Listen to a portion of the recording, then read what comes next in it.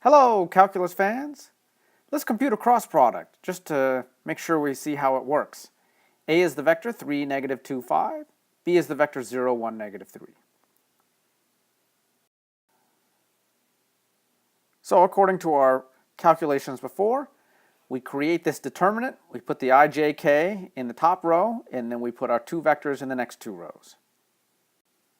We'll expand across the top row to get these smaller determinants. Don't forget this minus sign on the inside. And if we work everything out, we end up getting 193. Now just a reminder, how do we get these smaller determinants? Okay, so how do we get the determinant that's going to go with I? Well, we just cross off this row and column, and now you see the negative 2, 5, 1, negative 3. How do we get the determinant for J? Go to the original matrix, cross off this row and column, and now you see the 3, 5, 0, negative 3. And finally, how do we get the smaller determinant for K? Go to the original matrix, cross off this row and column, and now you see the 3, negative 2, 0, 1. So we've got our answer. But let's go take this a little bit further. And we're done with the problem, but I want to take another step.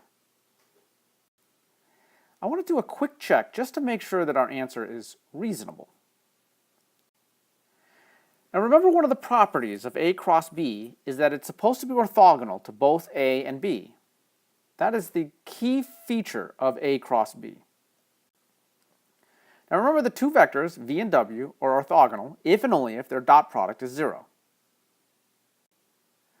Now we computed that A cross B is equal to 193, so let's check now that A cross B is in fact orthogonal to both A and B. The way we accomplish this is we take A cross B and we dot it with A, and then we take A cross B and we dot it with B. And you see, if we work all these out, in both cases we get 0.